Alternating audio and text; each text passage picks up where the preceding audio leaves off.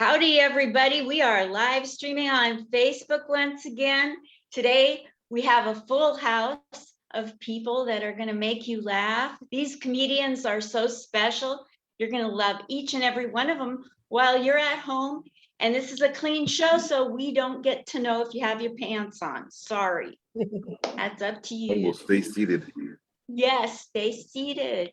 Keep your mics on, keep your cameras on if you can, please. If you're in the audience, if you come in, and share this with somebody out there who might be a military or veteran person, or I don't know, a first responder of some kind, anybody that's sad. Let's make the millions of people in the world laugh. And it is dedicated to and offered by military veterans. So that's awesome. Today on this show, Veterans for Military, we have a special Bob Hope guest spot person. You know him. We're going to introduce him later. He's sitting there in the screen. Wave to everybody. Rick Jean is here. Hello. Get to hear from him a little bit later. In a very esteemed spot, we have the lady with the long hair, right? That's wave to everybody, Liz. Liz Fresius is our Saturday hostess with the mostest. She's so blessed. She's a blessing to have around.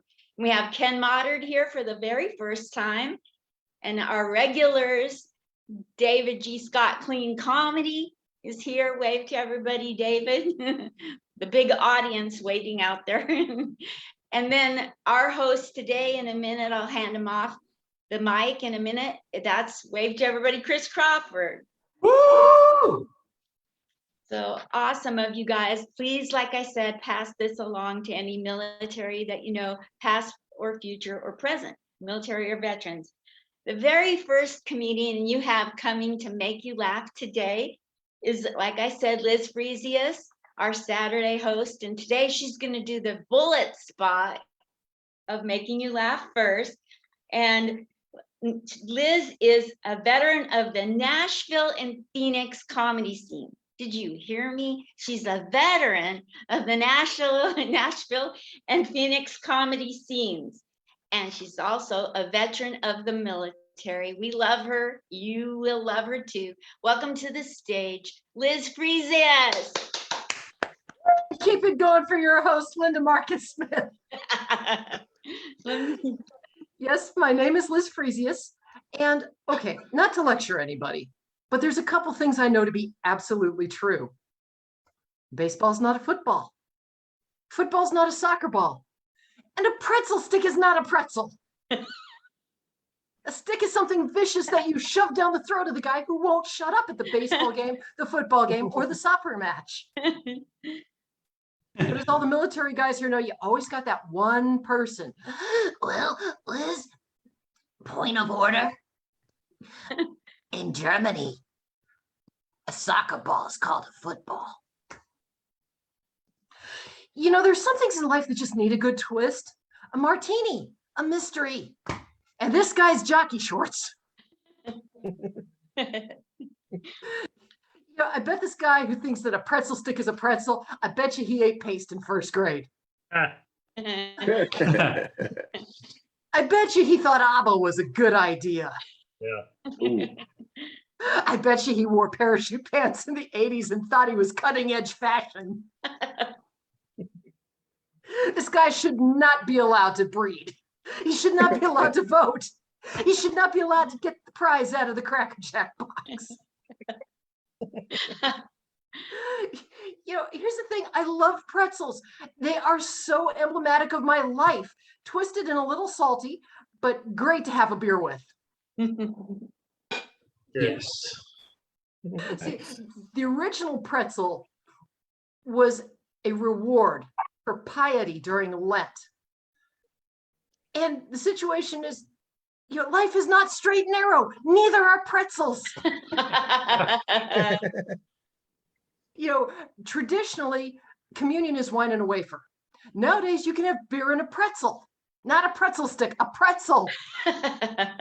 And usually the guy in the bar who's praying that his wife doesn't catch him on the 5th, 6th, 7th beer or the 8th, 9th, 10th pretzel. The problem is companies have no problem culturally appropriating a pretzel and trying to turn it into a stick. You've got Utz, you've got rolled gold, you've got combos. What is Utz anyway? Last time I checked, Utz is the sound a guy makes when you smack him right in the solar plexus. What were you thinking, Dave?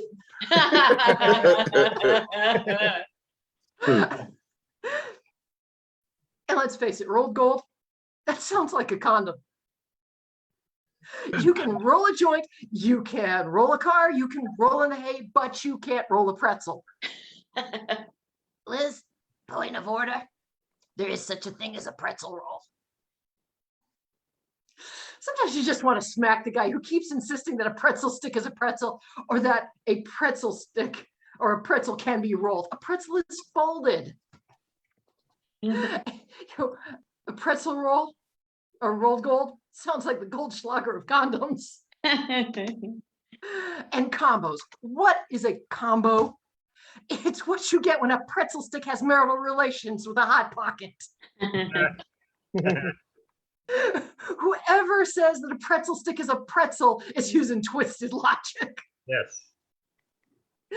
So, yes, I love pretzels. But here's the thing. When you travel the world, you find out really quickly what the original item is supposed to be. Pretzels. Look at Germany. Italy has got variants of them. France has got variants of them. All of them are folded. And for our military brats here, you know, let's go back to the dictionary of military terminology. Brat, noun.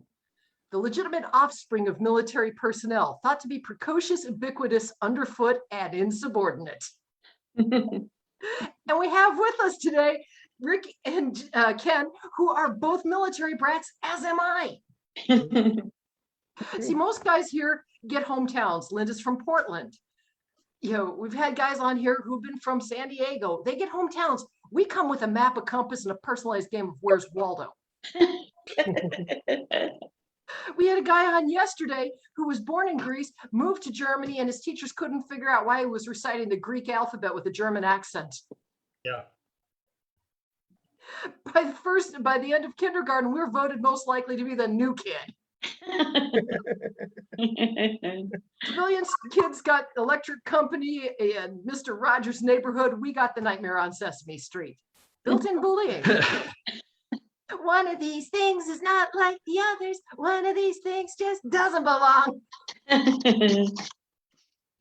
18 years of that, everybody else gets to go to a high school reunion. We get to pay $8,000 to go to every single high school that we ever went to. But then some of us turn around and join the military. I spent 30 years in. I absolutely loved being military. But like an idiot, I got out. And the problem is, they send you to class trying to teach you how to be a civilian. I did so poorly, I got sent to remedial training. Career counselor looks at me and says, Liz, what are you good at? I said, killing and bombing. Stand-up comedy? I said, sign me up. You see, most of the comics that you see nowadays on the local scenes, they're my age. They're worried about disappointing their parents. I got to disappoint the entire Department of Defense. And okay, truth be known, I did manage to disappoint my mom. On my 50th birthday, she gave me a t-shirt that said, pissing off the entire planet, one person at a time. Who is she kidding? I think after half a century, she'd quit underestimating me. I can piss off an entire country in 5 minutes or less, so your next war is free. I even managed to annoy my mother-in-law on my wedding day. She caught me at the center of the aisle, looks at me and says, your two sisters seem so normal. So do her 12 ex-husbands. No. I'm not taking marriage advice from somebody who's upgraded their spouse more than their cell phone. That's like asking the Cubs for advice on how to win the World Series. Oh, Okay, nice. Cubs fans, back me up on this one, because Nice. you might get there after 100 years of trying. But in the meantime, you're cursed with an old goat, a corked bat, and a couple of condemned balls. Well, ladies and gentlemen, that's my time. I'm Liz Fresius. Have a great day. And keep it going for your host, Chris Crawford. Yay! Go back to Linda. That's coming. All right, give it up one more time for Miss Liz. Yay!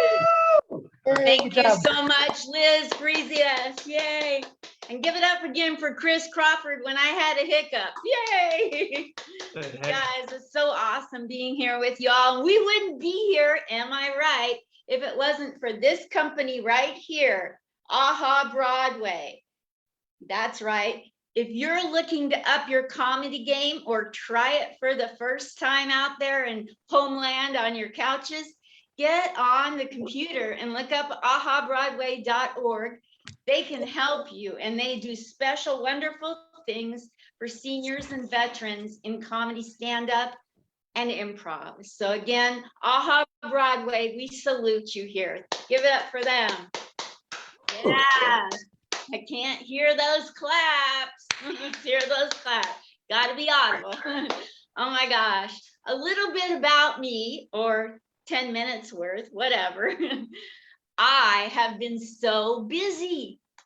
Not busy with like comedy. I've been busy aging. Can't you tell? I turned 21 again and again. I have turned 21 so many times. That's why I use math as a superpower. 21 times 3 plus none of your business. Yeah, I have a twin brother in Portland. His name is Fred, and he's funnier than I am, I gotta say. I mean, he said that I look just like him in drag. I'm like, Fred, I was born 30 minutes before you. That makes you my afterbirth. Oh. That's enough to make all the military brats feel good about their lives. You don't have a twin telling you all this stuff. But I'm a baby boomer. I found out I'm so woke to being a boomer. You have, like, I'm okay being a boomer. I'm not okay with okay boomer. I don't even want to know what it means. It sounds like an insult. You know, what is the boomer? You know, is that so bad? I mean, just because the young people want us to do a bunch of curl ups. Nope, I got that wrong. They want us to curl up and die already. That's what it is. Yeah, not gonna do it, but I am not gonna die for the young people. No, I'm gonna give the young girls a run for their money. You know, I got fake blonde hair, brand new teeth, and I prance around in Vegas in a prom gown and stilettos just to get boomer attention I need. Yep, I do. I said it. I mean it. I do it. My self-esteem, first of all, I'm a boomer. Where do you think we got our self-esteem? From ourselves? No. We got it from 50s men, Ken. I see you going along with this. Men gave us our self-esteem. Yeah, by honking and catcalling, you know the drill. Long before Gloria Allred, our faces were. Now she's on speed dial for young people, and I'm out looking for a car to honk at me on Vegas Boulevard. If a car does honk at me, I mean, first of all, you gotta know I'm a little bit mashugana. I will walk in the middle of Vegas Boulevard to have a vehicle honk at me. I've done it.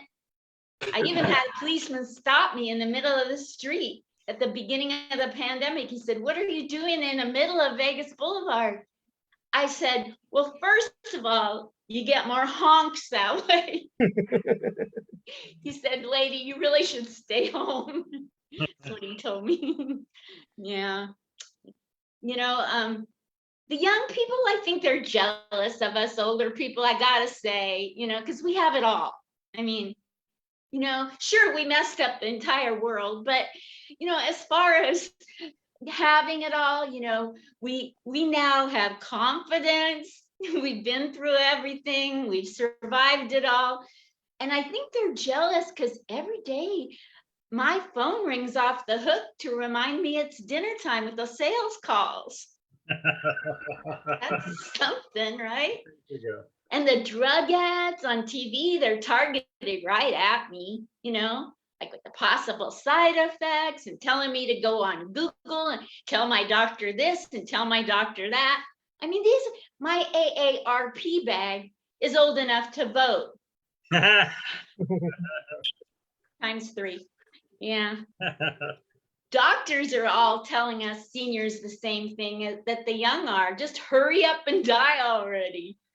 Not going to do it for a doctor. He signed to do no harm. What's up with that? Yeah. I had my doctor, I got diagnosed with advanced osteoporosis. You talk about a superpower. Oh my gosh. Well, it's not really a superpower, but the doctor told me I wouldn't have it if I hadn't lived long enough. So there's a good silver lining there, right? I lived long enough. I've got it. Yeah, I got what it takes. You guys ever look up your symptoms 24 hours a day like us boomers do? See, I know you're jealous. It's okay. You can admit it. Yeah, I don't know. I love just trying to be woke. Being older and being woke, I think, is another superpower. So when I was in Philadelphia 2 years ago, I asked all the young people on the street if they could help me be woke. Like, could you tell me, young person in Philly, what is Snapchat? And his mother shoved him aside and started yelling at me. I'm like, oh no, oh snap, she wants to chat. I still don't know what Snapchat is, but at least I tried. I might have messed up that joke. Judging from the lack of response. It's supposed to be Snapchat. No idea what I did there. That's when you're afraid to go back and look at the video. But anyway, I wanted to know what Instagram was. Then I remembered, oh yeah, in college, when you went to a frat party and in the first 5 minutes, you scored Coke, that was your Instagram. I didn't have to check that out. Yeah. So I love messing around. I love the attention. Do you know that I have a Las Vegas tour going on? It's at the bus stops. Yeah. I call it my LVBS CCT, Las Vegas bus stop. I know you thought BS was something else. Las Vegas bus stop comedy career tour. I saw a little lady. She was even older than me, and she was sad. Well, I got the answer. It's a joke. So I was blah, blah, punchline. And she was, keep your day job. I haven't had one of those, you guys, since 1996. But now, thanks to the little old lady who is sadder than me at the bus stop, I am a Las Vegas Sin City streetwalker with my prom gowns and my high heels and my Fitbit. What were you guys thinking? This is a clean show. Fitbit streetwalker, getting attention. That's about my time, you guys. Thank you so much. I would love to give the show to the amazing host of the day every Sunday. His name happens to be Chris Crawford, and Chris Crawford's introduction is Chris Crawford of ahabroadway.org. And here he is for you guys. Thank you so much. Take it away, Chris.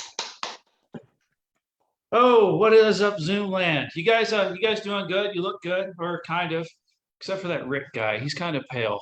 No, you guys are looking good, man. I'm actually, I'll tell you that they introduced me like I'm a comedian, but I really know my role. Like, I do comedy with the permission from my spouse. I am married, guys. You guys married? Anybody?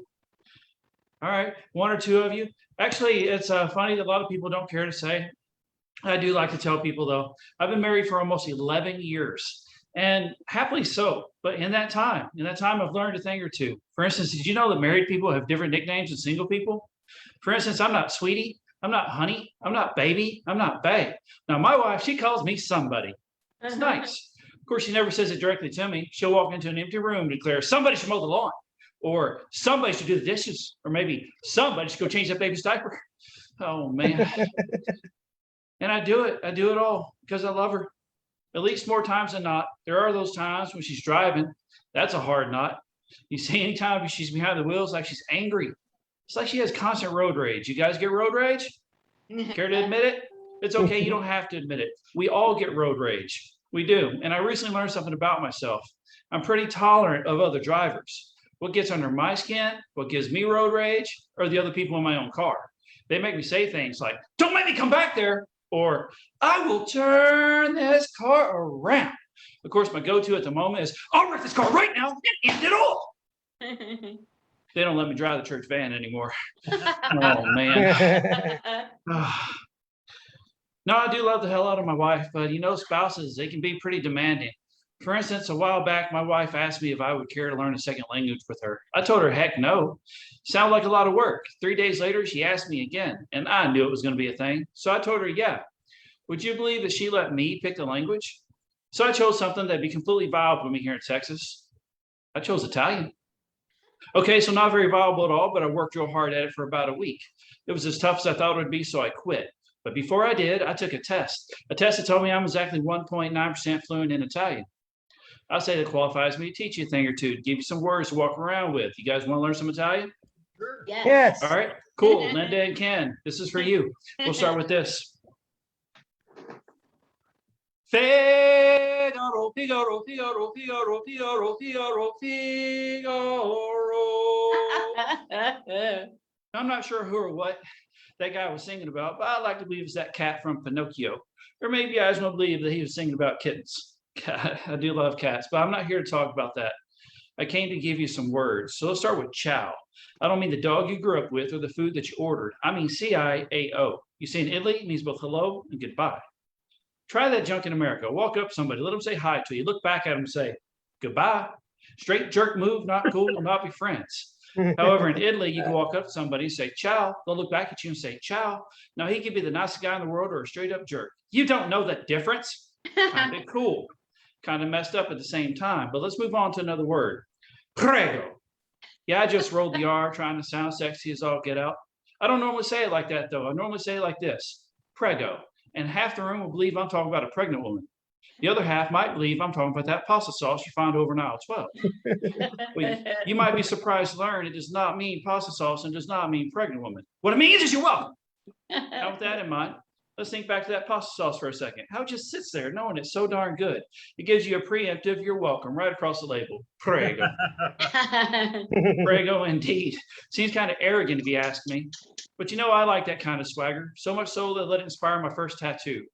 Right across my chest. Prego. That way, when I'm frolicking on the beach, walking very manly with my shirt off, anybody that sets eyes on me will know that my body welcomes their gaze. However, it's possible they don't see the same sexy beast of a man that I see every day in the mirror. They may see my pale, flat chest, slightly swollen gut, read my tattoo and think, yep, prego, definitely prego. Oh, man. It hurts me, man. It does. Oh, but I did learn something great when I was when I was working so hard on the Italian language for a whole 5 days, was that the Italian language is a pretty awesome sounding language.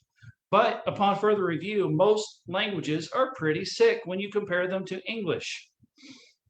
Now, the red-blooded American in you is not going to want to believe that. So I'm going to offer some evidence. I'm going to pull this premise from 28 years ago, all right? Highly unadvisable for any comic ever to reach almost 30 years into the past. Take a animated feature produced by Disney, pull it right here and put it on the screen for you, just so that they could sing in English. Here comes a lion, father. Yes, it's a lion. Ever heard that before? Of course not, because it's freaking lame. Let's translate it back to Zulu.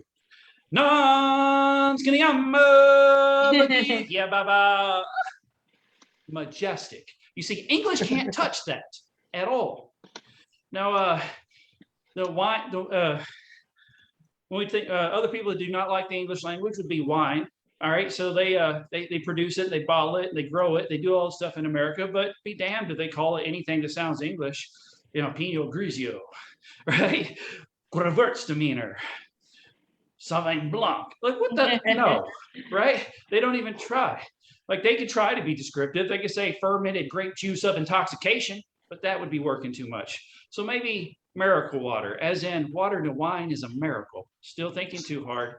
Maybe cheddar chaser, as in the beverage I drink with cheese.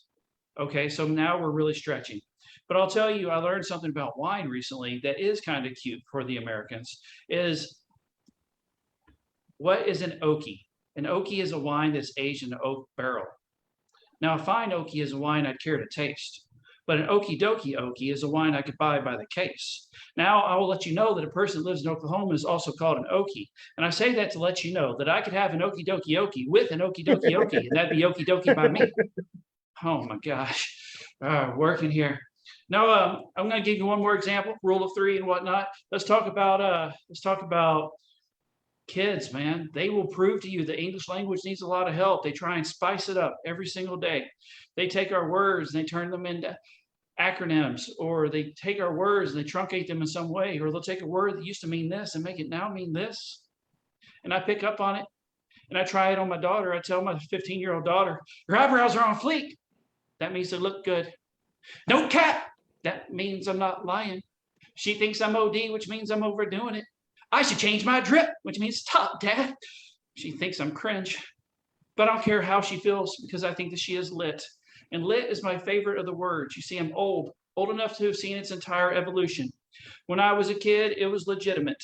And then it was legit. And then it was too legit to quit. Now the kids say lit. For half a second, they test drove the word litty. Nobody liked that, so they went back to lit. And I'm glad they did. You see, compared to litty, I think that lit sounds pretty damn legit. I'd even say it's too legit to quit. Sounds legitimate to me. But guys, putting in work. Oh man, you guys are cool. I want to go ahead and introduce your next comic. It's my honor to actually introduce this person. He is actually from the Marine Corps, veteran of the Marine Corps, son of a Navy man, former high school umpire, and currently works for the DMV. So if you don't applaud him, it's not because it's not funny. It's because he works at the DMV. Nobody loves this guy. All right, give him some love. All right, we got Ken Moddard. Hey, you pronounced it correctly. That's awesome. Yes, my name is Ken Moddard, and I live in Camarillo, California. And yes, I work at everybody's favorite place, the Department of Motor Vehicles. Chris, and those of you that have children, I pray you gave them normal names. I just do. Because I live in California, land of the weird and crazy anyway. And I have seen some names. Harley is a great name. Harley Quinn. It's a beautiful, very pretty young lady, had the name of Harley. Her last name? Davidson. Now, all of you are comics. You all have 4 bad jokes in your head right now. But just on the simple premise of Harley Davidson. I looked at her dad and went, seriously? Yes, it's kind of cool. Can I borrow your Harley? And he went, oh, I didn't think about that. I can't help myself. I said, you used too many words. You should have stopped it. I didn't think. At that point, my boss walked up and went, go on your break. It's only 8:15. I know, but you're going to get in trouble. So, yes, I served 4 years in the Marine Corps. I grew up in a Navy house. My dad's a retired bubblehead. For those of you who don't know what that is, he's a subsailor. He did 21 years out of 27 on submarines. He's only a little crazy. Just a little bit. Yeah, not much. Just a little bit. But growing up in a Navy house, as Liz said, we moved around a lot. I went to 4 kindergartens and 4 first grades. My sister was lucky; she's 3 years behind me, so she went to all the schools. I mean, she went to one school all the time. And it kind of took me till I was a freshman in high school to realize that I wasn't the new guy anymore. You know what I mean? It was second grade on, same location because Dad retired. But yeah, it was like being the new guy was just It was horrible. But enough about the military. Y'all been there, done that. Y'all know, you know all the crazy crap that we do. I will sum up my 4 years in the Marine Corps thusly. My nickname was the bartender. My roommate's nickname was the pharmacist. Neither one of us went to college. Neither one went to college. So that might explain why I'm also 27 years sober, which is a good thing, but it's not because I really wanted to, because I really thoroughly enjoyed Jack Daniels. I was just, I just didn't want to die. And I will say that I'm married. My wife says happily, so I'll go with that. We have been together 22 years, married for 17. I had to get the math right. 16.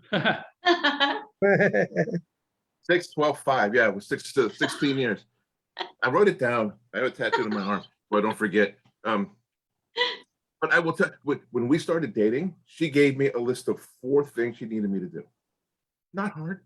Just take out the trash, carry the bags, kill the bugs, kiss the girl. I can do that. I'm an expert at all of those at this point. 22 years later, that list has expanded. Just the other day, I get home from work and she's like, baby, I need gas in the car. Okay, I can do that. That's not hard. We all know how to put gas in the car. I get in the car. I'm halfway to the gas station. I look down at the gas tank. The gas tank is full. And I'm like, it's been a long day, Dean. We have been yelled up, everybody. And I'm a catastrophe guy anyway. You know what I mean? You stub your toe in the kitchen. By the time you get to the couch, they've cut your leg off, gangrene, right? That's me. So my head automatically goes, she's got her boyfriend there. She wants me out of the house so she can get rid of him. I turn the car around, come back to the house, and I realize I was in my car. I got all fired up, and I was in my car. And so you guys are married. You know the look, and you've been married, Linda. You know the look. I get to the house. She's on the front porch, keys in her hand. Just gave me the look, but I got the trifecta. I got the look, the head shake, and mumbling to herself when she went back in the house.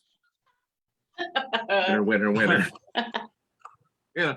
And then when I got home, she just patted me on the head and went, I love you, and walked away. I'm not sure if that was a good thing or a bad thing, but we've been together forever.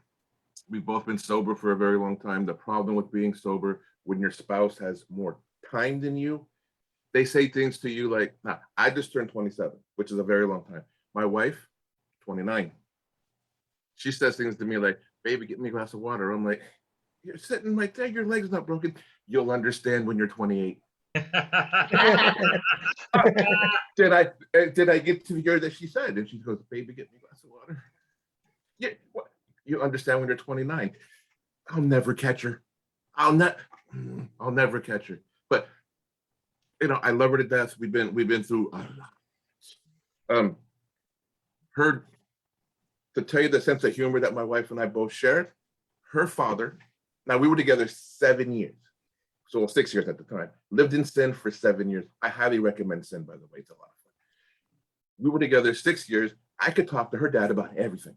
Just everything, which was great. Go home. Used to live up in the Bay Area, up by San Francisco. Now we're down here. We come down to visit, and it's the time where I'm going to ask Dad for his daughter's hand in marriage. Because that's how I was raised, because I'm old.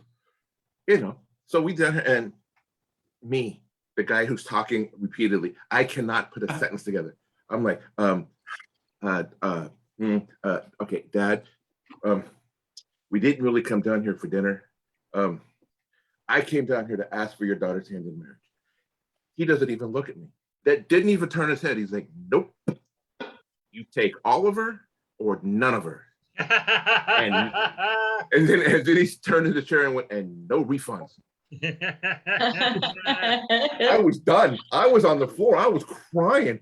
My wife and my mother-in-law did not find that funny at all. They thought that was that was great.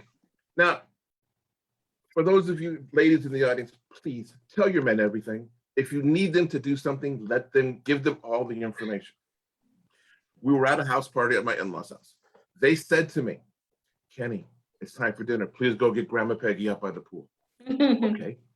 Now, Grandma Peggy, wonderful woman. She's about 4'5" everywhere. And nobody told me that Grandma Peggy likes to sit up by the pool and sunbathe, topless. That is information I could have used. Because I go popping out there happy as could be, Grandma Peggy. That's just a vision. That was 20 years ago. I still can't get that in my head. It was crazy.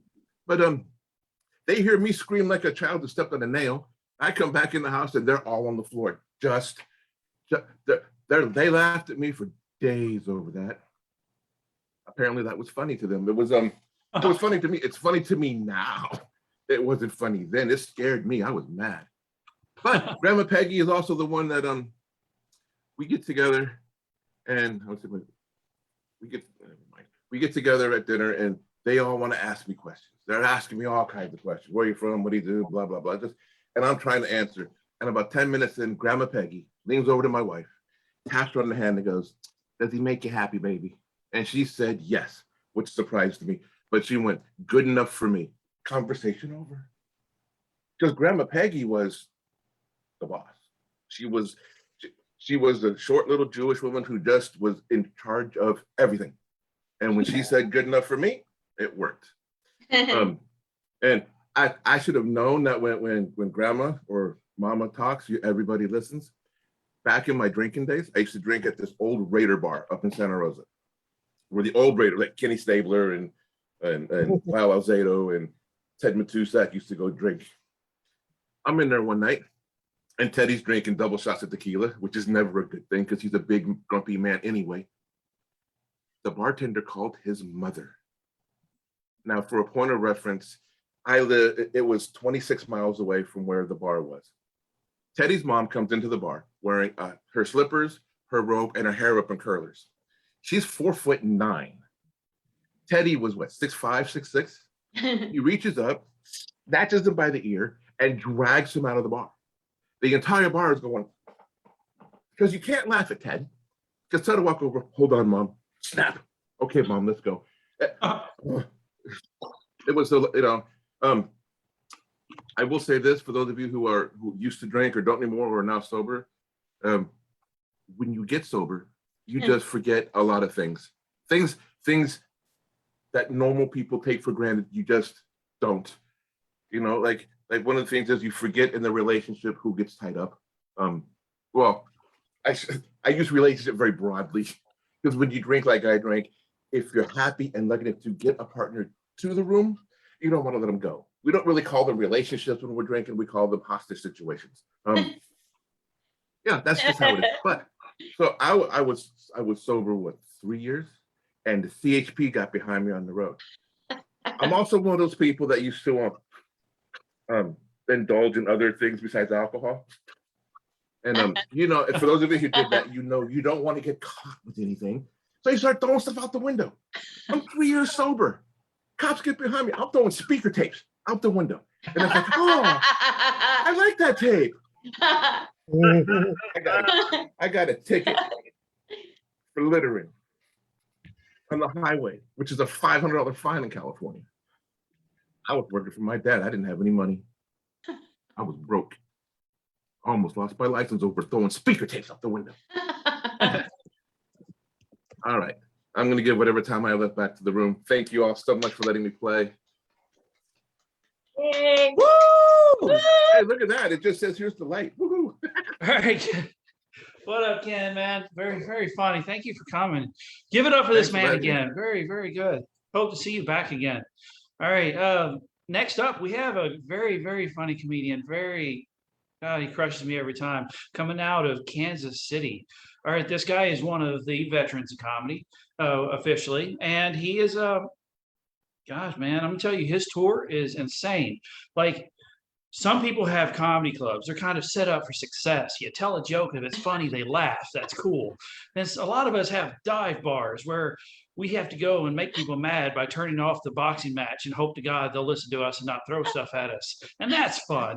And then we have the biker bars and the biker rallies. And you think they're tough, but for the most part, if you can get their attention over their screaming motorcycles, they actually are kind of fun people. But then you have people like David. David David does a lot of nursing homes, and you want to talk about a tough room, tougher than cowboys, tougher than oil riggers, tougher than motorcyclists, are those people that live in this environment. These nursing homes and assisted living areas, these people, they came in on a wheelchair and they walk out. They will insult you. That's all I'm saying. Now, please put your hands together for a man who's working way harder than the rest of us. We got David. Get in here, Scott. David Scott. Oh, man, what an introduction. Wow, thank you, Chris. What an introduction. Not a word of it was true, but thank you. Very nice. Very thoughtful. Part about the whole Veterans of Comedy thing. Yeah, that part's true. There's me. Anyway, yeah, a little bit about me. I named my phone Elvis because it dies every time I'm on the toilet. Some people call it PMS. I call it restless egg syndrome. If I only had one word to describe myself, it would be not very good at following directions. My two favorite kinds of songs are love songs and songs that welcome me to the jungle. You know? The other day, I ate an entire can of Pringles. Very disappointing. There were only 3 of them, and they were all tennis ball flavored. I've said it once, I've said it 1,000 times. I have no idea how many times I say things. The other day I was at a store and I gave the clerk a $50 bill and she pulled out a counterfeit pen. And I said, how do you know the pen isn't counterfeit? She said, what? I said, well, what you need is a pen to determine whether or not the counterfeit pen is counterfeit. She said, what are you talking about? I said, you need a counterfeit pen. She didn't say anything, so I kept going. And I said, then you would need a pen to determine whether or not the counterfeit pen were counterfeit. She still didn't say anything, so I said, you would need a counterfeit pen. And then she looked up at me and said, here's your change, Sparky, now get out. Which upset me because my name is not Sparky.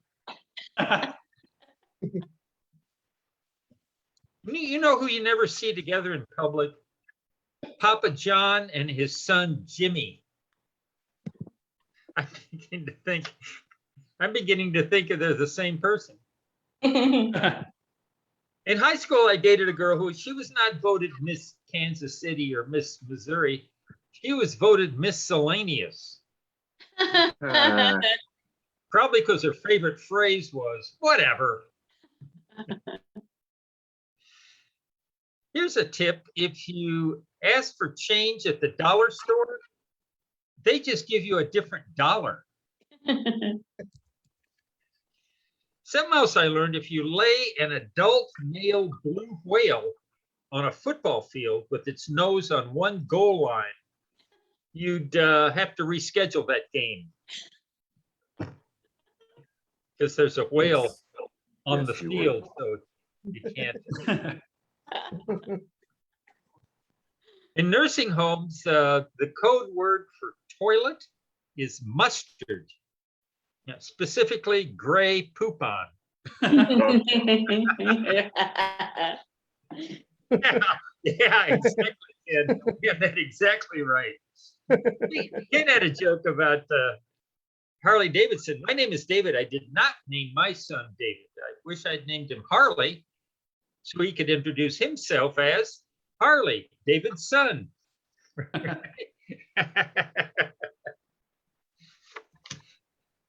Exactly how dead is a doornail?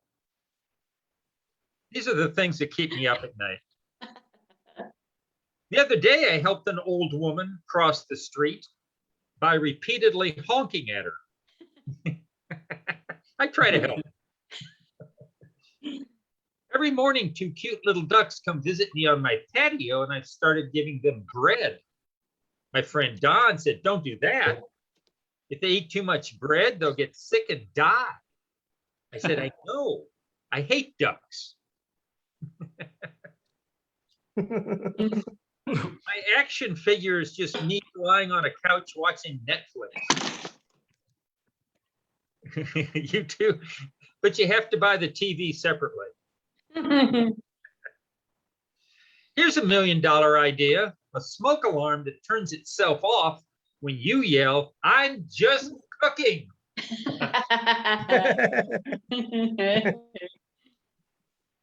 Whoever put full volume doorbells in commercials has never owned a dog. And if you own a dog and have a nice pair of shoes, you never have to buy a dog toy.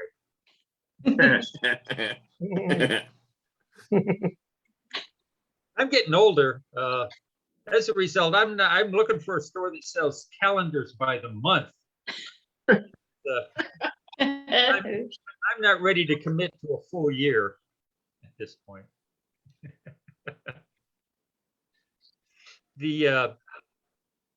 One of the things you worry about when you get older is what's going to happen. I worry about what's going to happen to all my stuff, and I've pretty much decided I want my son to inherit my estate, such as it is. And ever since I told him that, he's been raising rabbits and bringing me their fur. And I don't know what to do with my heirs.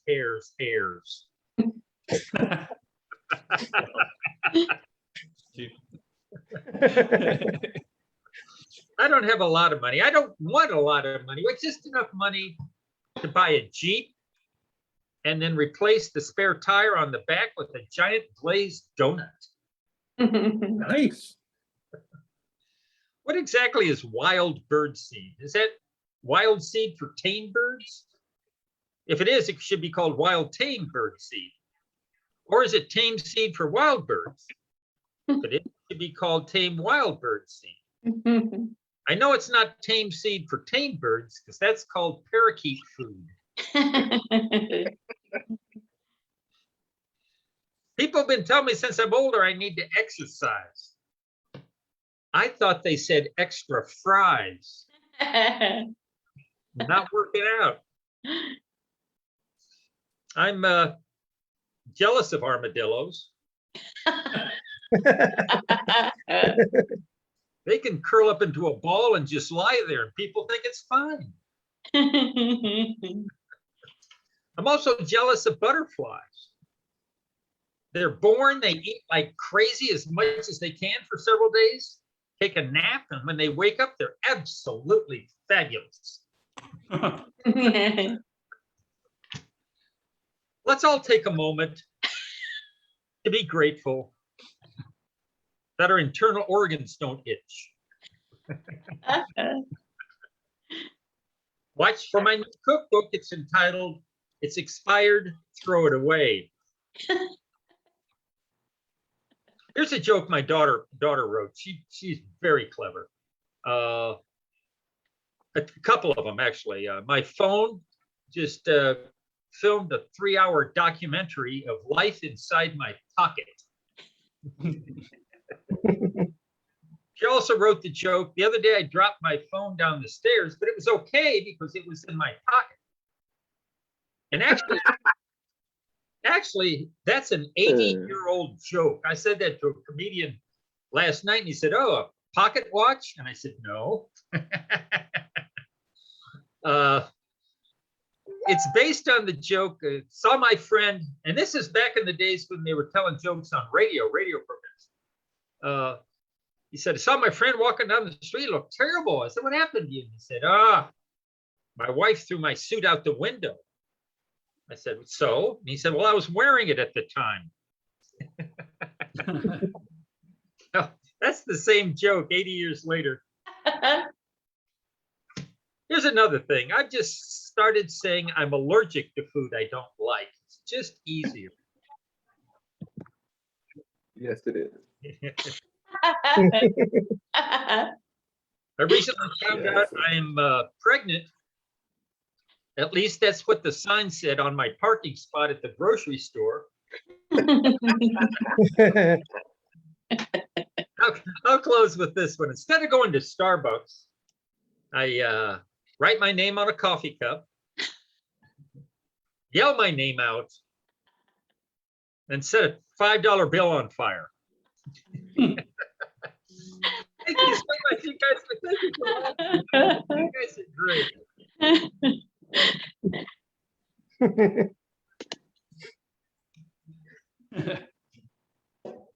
That's it. We're done. That's it.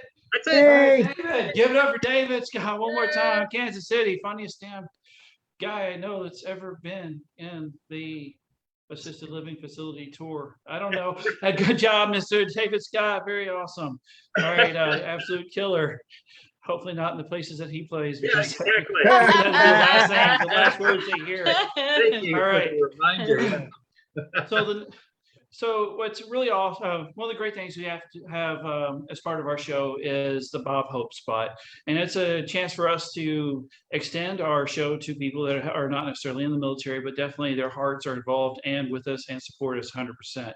Today's honorary spot is a very great headliner. But I'm going to, instead of inflating him and doing the thing I normally do, I'm going to read his word for word. Rick Jean is a stand-up comic in San Diego.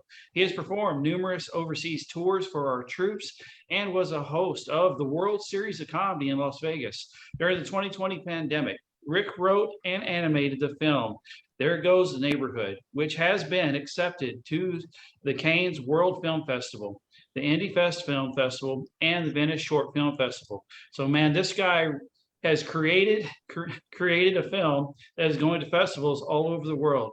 He has hosted the World Series of Comedy. All right, that is a stinking huge deal. And of course, he's here to make you laugh your asses off. Oh, did I say the wrong word? He's here to make you lose a few pounds. Please put your hands together for Mr. Rick Jean. Thank you. Thanks, Chris. This is nice. I'm also a veteran. I was in the Navy. Sorry. So yeah. Well, I wanted to join the Air Force because my dad was in the Air Force like 25 years, and he never did anything. And I was like, that's the kind of job I want. You know, he never went anywhere. He he went to work after I went to school, and he was always home before me. And I was like, man, I can handle that. So what happened was I called the Air Force recruiter, and I said, yeah, I'm interested in joining the Air Force. And he said, oh, okay, do you have a high school diploma? And I said, yeah. He's like, okay, you ever done drugs? I said, no. He's like, you never been in trouble with the law or anything? And I said, nah, nothing but speeding tickets. And he said, oh, speeding tickets? Well, how many speeding tickets do you have? And I said, I don't know, like 11 or 12. And then he said, I can't join the Air Force because I have no respect for authority. And I said, authority? It's a freaking Air Force. If I had any respect for authority, I'd join the military. About an hour later, the Navy recruiter called me up and he said, how many speeding tickets do you have? I said, I don't know, like 11 or 12. And he goes, I'll just put you down for 2. And I said, you can do that? And he said, shh, it would be our secret. And then for the next 3 years, that's what I thought, don't ask, don't tell me. I'm feeling pretty good. I went surfing recently on the internet, and I read an article that said that men who are married live longer than men who are divorced. You guys heard that? Married men live longer than divorced men. And the reason I'm telling you this is so I can bring up the fact that I am divorced and I'll probably be dead soon. And I want you to know that if I am dead soon, that getting divorced was totally worth it. Don't do that again. I realized our marriage was in our last Christmas together because my wife gave me love coupons. Do you know what love coupons are? The little coupon books that couples give each other when they stop caring. You ever try cashing one of those things in? It's impossible. I tried to play the free massage coupon. She said, oh, not now. I don't feel good. I said, but it says offers valid anytime. Now is any time. I would like my massage, please. And then she got mad at me and said I wasn't compassionate and sympathetic to how she was feeling. And while she was yelling at me because I wanted to use my Christmas presents, I played the automatically win any argument coupon. Yeah, I doubled down on her, but apparently that one was mislabeled. It shouldn't have been the automatically win any argument. It should have been automatically increase the size of any argument, because that is what happened. And then we split up, and now I'm stuck with all these coupons. Every time I go on a date with a girl now, the first question I always make sure I ask is, do you accept competitors' coupons? I have a whole stack of them. I think it was just once he got married women give completely different gifts than girlfriends. They do, because they don't care anymore, right? And I realized that our first Christmas together as a married couple, this was several years ago, but it was right after we had just gotten married. And I gave my new wife a list of 3 things that I wanted. I said I wanted an iPod, the original Star Wars trilogy, and Madden Football for the Xbox. Now, if you tell that to your girlfriend, there's a good chance you're gonna get at least 2 of those 3 things. But if you tell that to your wife, you're gonna get 8 shirts and 3 pairs of pants. I was like, well, what the heck's this? This is what I wanted. She goes, yeah, I know it's not what you wanted, but I decided to give you something you needed. I was like, no, it's Christmas. You could give me what I need next month, because I'll probably still need it. And she gave me her list, and her list was nothing but clothes. And I was scared to get her clothes. I was afraid to get the wrong size or the wrong color, or the pocket to be in the wrong place. So instead, what I did was I got her an iPod, the original Star Wars trilogy, and Madden Football for the Xbox. And I said, yeah, I know it's not what you wanted, but you need this. I don't know if I ever get married again. Right now, I'm just having lots of fun, not being yelled at all the time. That is so awesome. Great. I did like our wedding. We had a large wedding because she has a huge family and a lot of friends.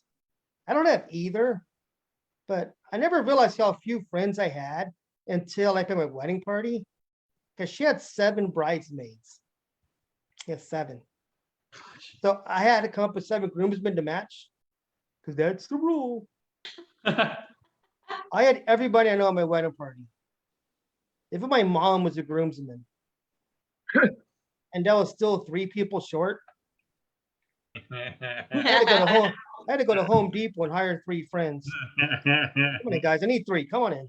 We're going to a wedding. I took my first flight since the pandemic recently.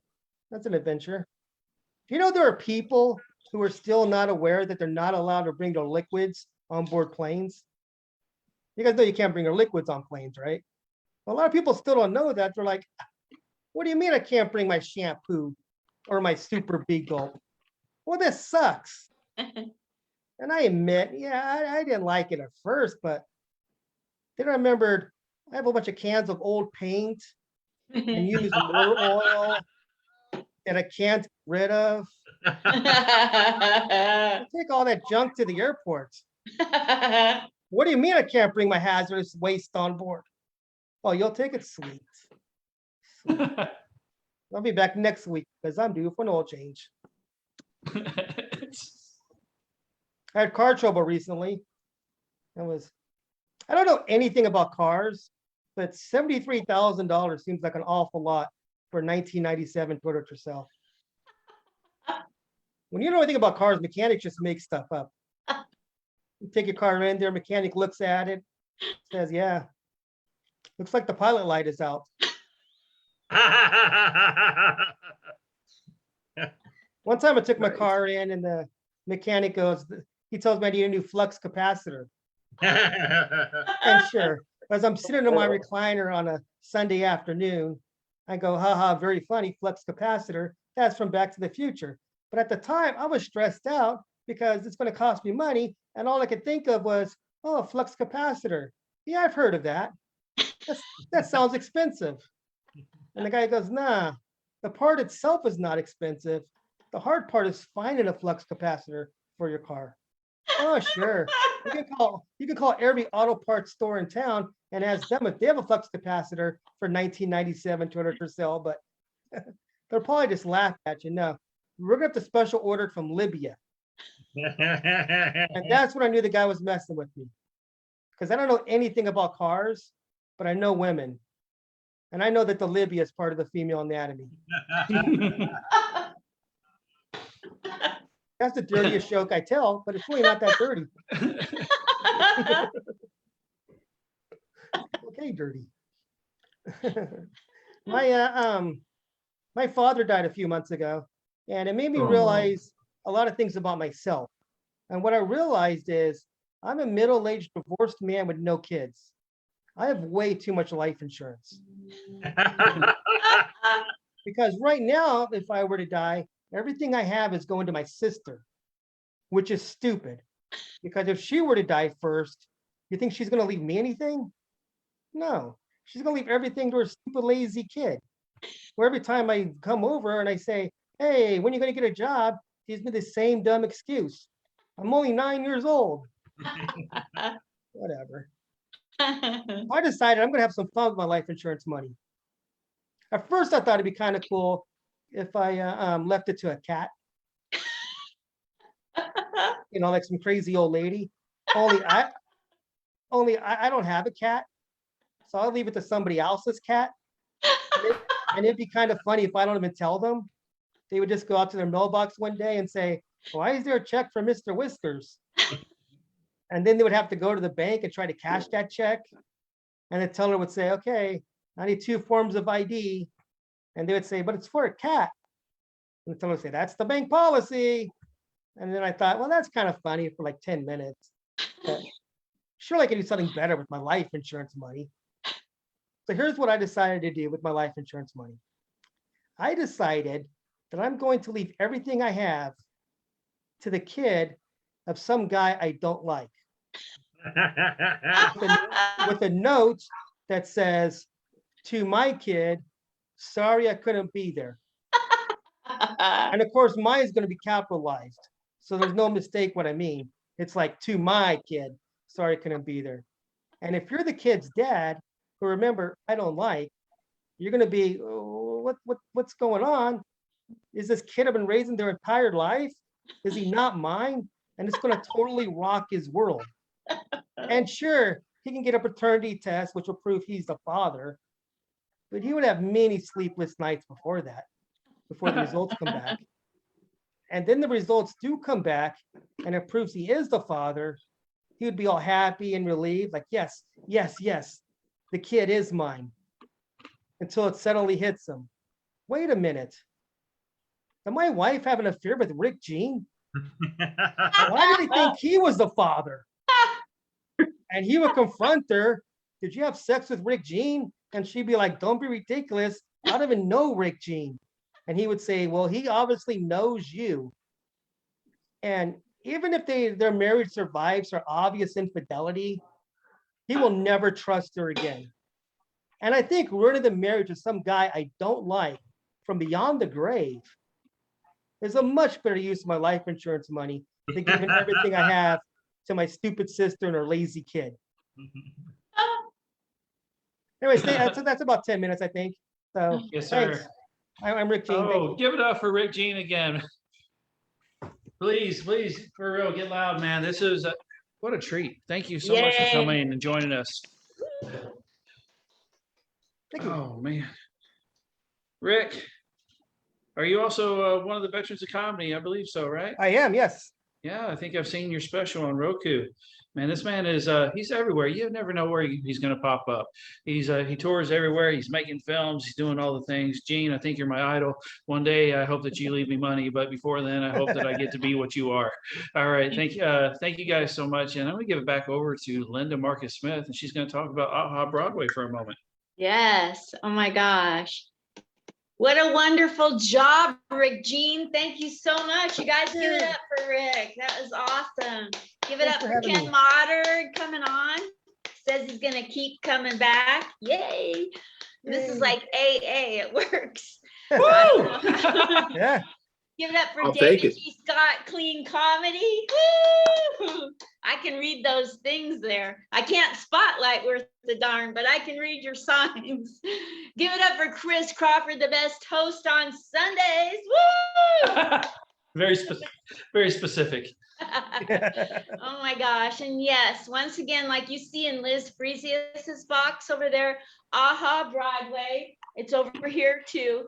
AHA Broadway is the best at giving discounts to us veterans. You can take one class for $10. So you can go through an entire series and a graduation show for about $60 or $70. And you get Chris Murphy as your trainer. He's wonderful out on the East Coast. He's killing it as a headliner. So that's awesome. I'm a graduate of their courses. I love that place.